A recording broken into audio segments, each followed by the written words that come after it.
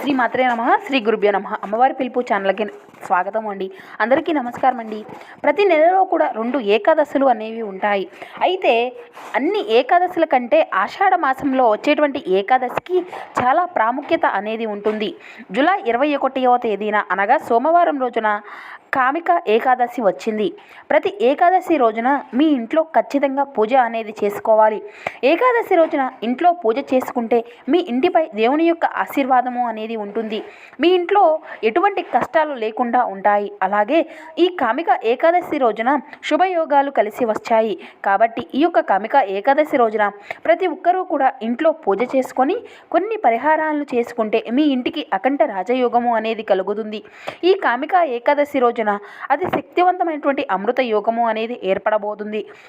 ఈ ఏకాదశి నుండే మన యొక్క పండుగలు అన్నీ కూడా ప్రారంభం కాబోతున్నాయి.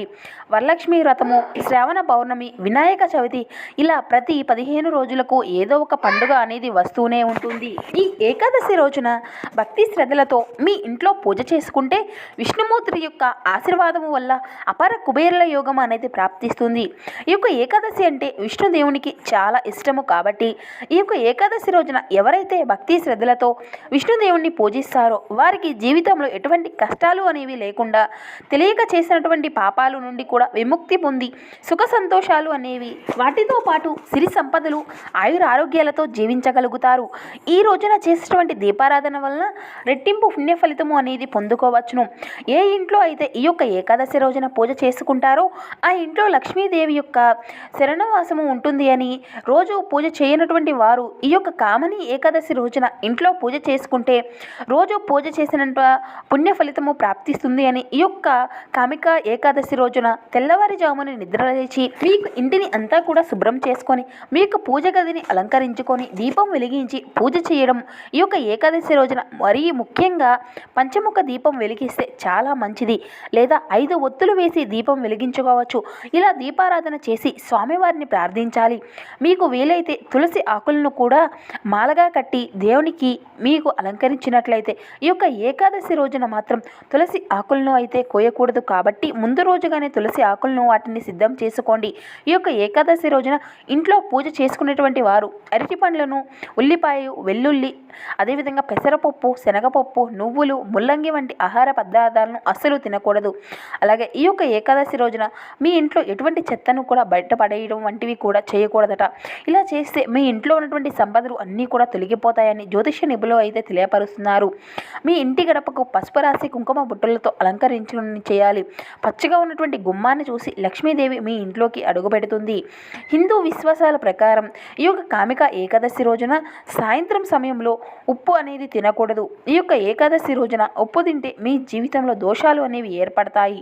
మీకు అనారోగ్య సమస్యలు వచ్చేటువంటి అవకాశం కూడా ఉంటుంది. కాబట్టి వీలైనంత వరకు ఈ యొక్క ఏకాదశి రోజున ఉప్పు తినడం అనేది మానేయండి. ఈ యొక్క ఏకాదశి రోజున ఒక పసుపు వస్త్రము తీసుకొని అందులో 7 లవంగాలు వేసి మూట కట్టుకొని మీ పూజ గదిలో ఉంచి దీపం వెలిగించడం, ఇలా చేస్తే మీ ఇంటికి విపరీతంగా డబ్బు అనేది వస్తుంది. ఈ యొక్క ఏకాదశి రోజున ఇంట్లో పూజ చేసుకుంటే మీ యొక్క కష్టాలు అన్నీ కూడా తొలగిపోయి అఖండ ఐశ్వర్యము అనేది లభిస్తుంది. ఈ యొక్క ఏకాదశి రోజున మీరు పూజ చేసుకునేటప్పుడు పసుపు రంగు బట్టలను ధరిస్తే చాలా మంచిది అట. ఇక పూజలో దేవునికి నైవేద్యంగా 2 అరటి పండ్లను కానీ లేదంటే బెల్లము ముక్కను కానీ నివేదించడం ఈ యొక్క ఏకాదశి రోజున ఇంట్లో పూజ చేసేటువంటి వాళ్ళు ఓం వాసుదేవాయ నమః అనేటువంటి మంత్రాన్ని 14 సార్లు జపిస్తే విష్ణుదేవుని యొక్క అనుగ్రహం వల్ల భోగభాగ్యాలు అయితే మీరు పొందుకోగలుగుతారు. ఈ యొక్క ఏకాదశి రోజున సాయంత్రం సమయంలో మీ ఇంటి గుమ్మం ముందు 2 దీపాలను వెలిగిస్తే మీ ఇంట్లోకి ముక్కోటి దేవతలు అయితే అడుగు పెడతారు అట. ఈ 2 దీపారాధనలతో ఒక దీపం విష్ణుమూర్తికి, మరొక దీపం లక్ష్మీదేవికి అంకితం. ఎవరైతే ఈ యొక్క ఏకాదశి రోజున సాయంత్రం సమయంలో ఇంటి ముందు ఈ 2 దీపాలను వెలిగిస్తారో వారి ఇంట్లోకి ఖచ్చితంగా లక్ష్మీదేవి అడుగు పెడుతుంది. ఇక లక్ష్మీదేవి ఉండేటువంటి ఇంట్లో డబ్బు కష్టాలు అనేవి ఉండవు. అలాగే ఈ యొక్క ఏకాదశి రోజున జిల్లేడు ముక్కను పసుపు నీళ్లతో పోస్తే మీకు బాగా కలిసి వస్తుంది అట. ఈ ఇల్లంతా కూడా సిరి సంపదలతో నిండిపోతుంది అని. ఈ యొక్క ఏకాదశి రోజున లక్ష్మీదేవి మరియు విష్ణుదేవుని యొక్క రావి చెట్టులో కొలువై ఉంటారు అని నమ్మకం కాబట్టి ఈ యొక్క ఏకాదశి రోజున రావి చెట్టును ముట్టుకొని నమస్కారం చేసుకొని రావి చెట్టుకు 3 ప్రదక్షిణలు చేస్తే ఒక్కటి దేవతల యొక్క ఆశీర్వాదం లభిస్తుంది. అలాగే మీ ఇంట్లో డబ్బు సమస్యలు అనేవి లేకుండా మీ ఇంట్లో అంతా కూడా పుష్కలంగా డబ్బు అనేది ఉంటుంది. ఈ యొక్క ఏకాదశి రోజున ఇంట్లో ఉన్నటువంటి స్త్రీలు కంటతడి అనేది పెట్టుకోకూడదు. స్త్రీలు కంటతడి పెట్టినటువంటి ఇంట్లో లక్ష్మీదేవి ఉండదు. ఈ యొక్క ఏకాదశి రోజున తలకు నూనె అనేది రాయకూడదు అని పండితులు అంటున్నారు. ఈ యొక్క ఏకాదశి రోజున మీ తలకు నూనె పెట్టుకుంటే మీ యొక్క ఆయుష్ అనేది తగ్గుతుందట. మీ ఇంట్లో ఆదాయానికి మించినటువంటి ఖర్చులు అనేవి ఉంటాయి. ఈ ఏకాదశి రోజున మీకు కాలికి నల్లదారం అనేది కట్టుకోండి. ఏకాదశి రోజున కాలికి నల్లదారం కట్టుకోవడం వల్ల మీకు అంతా కూడా అదృష్టము అనేది కలిసి వస్తుంది. మీ ఇంటికి డబ్బు అనేది సమస్యలు అనేవి తొలగిపోతాయి. ముఖ్యంగా ఈ యొక్క కామిక ఏకాదశి రోజున సాయంత్రం సమయంలో అన్నము అనేది తినకూడదు. ఎందుకంటే ఈ ఏకాదశి రోజున వడ్ల ధాన్యాలతో సకల పాపాలు అన్నీ కూడా నివసిస్తాయట. కాబట్టి ఈ యొక్క ఏకాదశి రోజున అన్నం తినకూడడం వల్ల పాపాలు అన్నింటినీ కూడా శరీరంలోకి చేరనివ్వరట.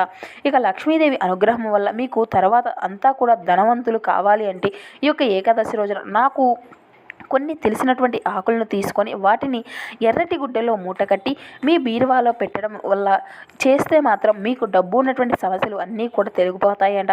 ప్రస్తుతం కాలంలో ఎంతోమంది దంపతులు పిల్లల్ని కనడానికి అధిక మొత్తంలో డబ్బును అనేది ఖర్చు చేస్తూ ఉంటారు. అయితే సంతానం లేనటువంటి వారు ఈ యొక్క ఏకాదశి రోజున శ్రీకృష్ణునికి 2 కలువ పూలను సమర్పించుకొని తొందరగా మీకు సంతానము అనేది కలుగుతుందట. సకల దేవుళ్ళు రావి చెట్టులో కొలువై ఉంటారు అని నమ్మకం కాబట్టి ఈ యొక్క ఏకాదశి రోజున పూజ చేసుకునేటప్పుడు 2 రావి ఆకులను తీసుకొని వాటిని కుంకుమ బొట్లు పెట్టి మీ యొక్క పూజ గదిలో ఉంచి పూజ అనేది చేయండి. పూజ పూర్తయిన తర్వాత ఆ యొక్క రావి ఆకులను నమస్కారం చేసి మీ పర్సులో కానీ లేదంటే బీరువాలో కానీ ఉంచడం వల్ల ఇలా చేస్తే మీకున్నటువంటి సమస్యలు ఎల్లవేళ్ళ డబ్బు సమస్యలు అనేవి మీ నుండి దూరం అవుతాయట.